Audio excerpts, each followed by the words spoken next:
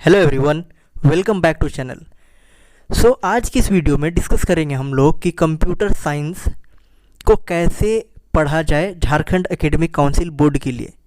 ये जो मैं पूरी बात बता रहा हूँ इस वीडियो में, सारी चीज़ें मैंने खुद पे ट्राई करी है और उसका परिणाम अच्छा आया है। हो सकता है ये आपके लिए काम करे या हो सकता है आपके लिए काम नहीं करे, लेकिन मैं जब 12th क्लास में था उस समय मैं भी कंप्यूटर साइंस में स्ट्रगल कर रहा था और मुझे कुछ समझ नहीं आ रहा था कि किस तरीके से कंप्यूटर साइंस को पढ़ना चाहिए। तो मैंने कुछ तरीका निकाला था और उसी तरीके से पढ़ाई करी थी कंप्यूटर साइंस बोर्ड के लिए स्पेशली, और उसके बाद मुझे बहुत अच्छे मार्क्स आए थे। उम्मीद करता हूँ कि मैक्सिमम लोगों के साथ भी ऐसा ही होगा। अगर आप चीज़ों को उस तरीके से मैनेज करेंगे तो आपका मार्क्स भी अच्छा आएगा। एक और बात कि जिनका कंप्यूटर साइंस पे बेसिक स्ट्रॉन्ग है, जिनको पता है कैसे पढ़ना है, वो अपने तरीके से पढ़ सकते हैं। ये वीडियो उन लोगों के लिए है जिन्हें जो स्ट्रगल कर रहे हैं अभी कंप्यूटर साइंस को पढ़ने में और जिन्हें बहुत सारे प्रॉब्लम का सामना करना पड़ रहा है, बहुत सारे प्रॉब्लम फेस करने पड़ रहे हैं। क्लियर? तो इसमें हम लोग बात करेंगे कि किस तरीके से चीज़ों को पढ़ा जाए। राइट, चलिए डिस्कशन स्टार्ट करते हैं। सबसे पहले देखिए, तो आपके पास स्टार्ट कैसे करना है कंप्यूटर साइंस को पढ़ने के लिए। Start with chapter 5। और चैप्टर 5 है क्या? चैप्टर 5 अगर आप देखते हैं तो ये है आपके पास नेटवर्किंग। राइट, तो चैप्टर 5 जो है आपके पास नेटवर्किंग है, और नेटवर्किंग एकदम बेसिक चीज़ है, ये बहुत बड़ा चीज़ है नहीं। इसमें आपको पढ़ना है लैन वैन मैन के बारे में, local area network, wide area network, metropolitan area network, मतलब कनेक्शन कैसे होता है इसके बारे में, इंटरनेट का एवोल्यूशन कैसे हुआ है, इन सभी चीज़ों के बारे में।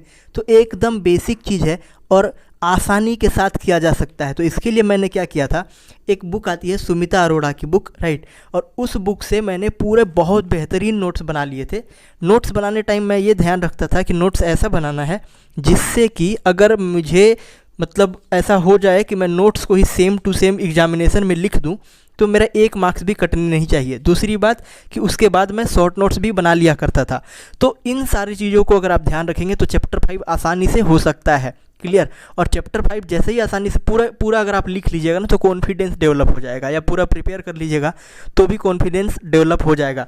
तो आपको इसी चैप्टर 5 से ही स्टार्ट करनी है प्रिपरेशन। नेटवर्किंग है चैप्टर का नाम, और यहाँ पर एकदम बेसिक चीज़ है जो कि आप पहले पढ़ चुके हैं। क्लियर? इसके बाद आपको क्या करना है, चैप्टर 4 पढ़ना है।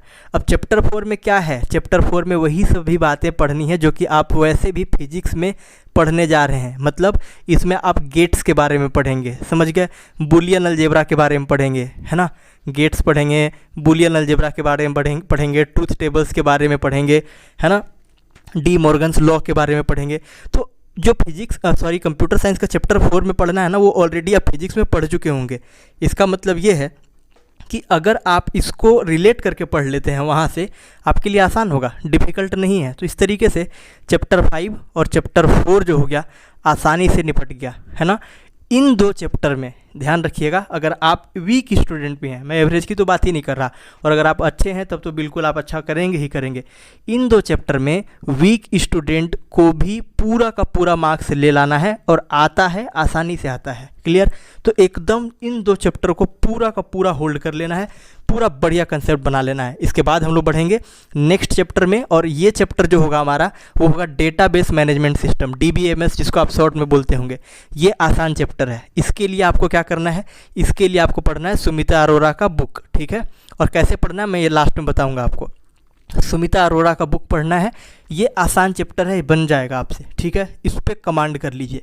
दिक्कत कहाँ आती है? दिक्कत आती है चैप्टर नंबर 2 में और चैप्टर नंबर 1 में, क्योंकि वहाँ पे प्रोग्रामिंग है। ये तीनों चैप्टर आपको बहुत अच्छा करना है। चैप्टर नंबर 1 और चैप्टर नंबर 2 में प्रोग्रामिंग है, तो वहाँ पे स्टूडेंट्स को बहुत प्रॉब्लम फेस करना होता है, बहुत लोग बहुत ज़्यादा प्रॉब्लम फेस करते हैं। अब इसको निपटने के लिए मैंने क्या किया था वो बताता हूँ आपको। देखो, चैप्टर 1 और चैप्टर 2 डिफ़िकल्ट होता है। अगर आप कहीं पे ट्यूशन नहीं पढ़ रहे, कोचिंग नहीं कर रहे हैं, या स्कूल में नहीं पढ़ रहे, मतलब ना आप कहीं से भी मेंटरशिप नहीं प्राप्त कर रहे हैं, कहीं से भी आप इसका क्लास नहीं कर रहे हैं, तो आपके लिए बड़ा डिफ़िकल्ट हो जाता है। राइट? तो ऐसे केस में मैंने क्या किया था कि सबसे पहले क्वेश्चन बैंक पढ़ा। झारखंड एकेडमिक काउंसिल का जो ईयर वाइज क्वेश्चन बैंक आता है उसको पढ़ा। राइट? अब उसके बाद क्या किया, देख लिया किस तरीके के क्वेश्चन बनते हैं, उसमें ना बहुत सारे क्वेश्चन हैं जो कि थ्योरेटिकल रहते हैं, चैप्टर 1 से और चैप्टर 2 से भी। थ्योरेटिकल क्वेश्चन मतलब डिफरेंस आ गया, एरे का डेफिनेशन आ गया, लूप का डेफिनेशन आ गया, समझ रहे हो आप, और बहुत सारे इसमें डिफरेंस भी आते हैं, ठीक है। तो इनमें क्या डिफरेंस है, ऐसे टाइप के क्वेश्चन आ गए। उन सारे थ्योरेटिकल क्वेश्चन को मैंने नोट किया और उसके बाद उसको पूरा याद कर लिया, उसको पूरा रेडी कर लिया। बोलो समझ में आया बात इतना? ये चैप्टर 1 और चैप्टर 2 के बारे में बात कर रहे हैं। जितने थ्योरेटिकल क्वेश्चन थे उनको कर लिया, जितने क्वेश्चन आए हुए थे, समझ गए। उसके बाद क्या किया, उसके बाद ना क्वेश्चन, उन सारे क्वेश्चन का प्रैक्टिस करना स्टार्ट किया जो कि बेस्ड ऑन आउटपुट थे। मतलब ना आपको एक ऐसा क्वेश्चन भी वहाँ पे मिलेगा जिसमें प्रोग्रामिंग लिखा रहेगा, ठीक है, और प्रोग्रामिंग लिखा रहेगा और आउटपुट लिखना रहेगा। देखो थोड़ा बेसिक आइडिया रहेगा ना हर एक चीज़ का, तो आउटपुट लिखना आसान है। मैं ये नहीं कहता कि आप प्रोग्रामिंग लिख ही लोगे, बट आउटपुट लिखना ना आसान है, आउटपुट लिखा जा सकता है, ठीक।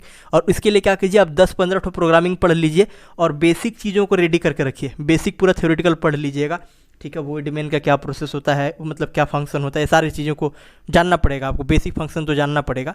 अगर आप इन बेसिक चीज़ों को जानेंगे तो आउटपुट लिखना आसान है। प्रोग्रामिंग नहीं कहता कि लिख लोगे आप, लेकिन आउटपुट लिखना ना आसान है, राइट। तो इस तरीके से आप 10-15 क्वेश्चन को अगर आप करिएगा तो आपको पता चलने लगेगा कि इसका आउटपुट क्या होगा, एटलीस्ट इतना। अब इसके बाद जैसे ही आउटपुट हो गया तो लास्ट में एक पार्ट बच जाता है प्रोग्रामिंग लिखने के लिए। समझ में आ रहा है? अब प्रोग्रामिंग लिखने के लिए क्या करना है, देखो मैं बता रहा हूँ वीक स्टूडेंट और एवरेज स्टूडेंट के लिए। अगर आप प्रो हो इसमें तो बेहतरीन बात है, क्लियर। लेकिन अगर कोई है जिसको प्रोग्रामिंग लिखने में प्रॉब्लम होता है, आपको क्या करना है ना, देखो क्वेश्चन बैंक देखोगे ना, 10-15 तो अगर क्वेश्चन देखोगे तो आपको समझ में आएगा कुछ ना प्रोग्रामिंग इंपॉर्टेंट है। समझ में आ गया बात, जो कि ना रिपीटेडली पूछा जा रहा है ना। थोड़ा मोड़ा डिफरेंस भी किया जाता है, चलेगा। तो ऐसे 10-15 में से कुछ को ना याद कर लो आप, आपके लिए बता रहा हूँ, याद ही कर लो इसको। अब याद करोगे तो क्या होगा कि अगर थोड़ा मोड़ा डिफरेंट प्रोग्रामिंग भी आया ना और बेसिक फंक्शन भी आपको पता है, तो वहाँ पे आप लॉजिक अप्लाई कर सकते हो। समझ आ रहा है बात? और अगर आप थोड़ा गलत भी कर दिया ना तो यहाँ पे आपको स्टेप मार्किंग मिल जाता है। समझ में आया बात? तो आपको ये करना है, पहले तो आउटपुट लिखने वाले क्वेश्चन को कर लेना है। जब आउटपुट लिखने वाला क्वेश्चन हो गया उसके बाद आना प्रोग्रामिंग वाले क्वेश्चन में। इसमें से इंपॉर्टेंट क्वेश्चन देख लेना है कि कौन रिपीटेड हो रहा है बार बार, या डिफरेंट टाइप के क्वेश्चन देख लीजिए। 4-5 प्रोग्रामिंग याद कर डालिए और उसी के बेसिस पे जब भी क्वेश्चन आता है तो कोशिश करिए कि उसको मतलब लॉजिक चेंज करके बनाया जा सके। समझ में आ रहा है? और लॉजिक थोड़ा सा ही होता है, बीच ही में लॉजिक होता है, थोड़ा मोड़ा लॉजिक चेंज होता है उसमें। और अगर मान लो आप नहीं भी कर पाए तो भी आपको स्टेप मार्किंग मिल जाएगा। मतलब मार्क्स कटेगा तो कहाँ कटेगा, यहीं पर कटेगा। समझ आ रहा है बात? इसके बाद एक और बात बताना चाह रहा हूँ यहाँ पे कि ऑब्जेक्टिव क्वेश्चन भी आएगा, ठीक है। तो ऑब्जेक्टिव क्वेश्चन के लिए क्या करिएगा, ऑब्जेक्टिव क्वेश्चन के लिए सबसे पहले आपको जितने भी प्रीवियस ईयर के क्वेश्चन है, प्रीवियस ईयर वाले क्वेश्चन को तो करना ही करना है।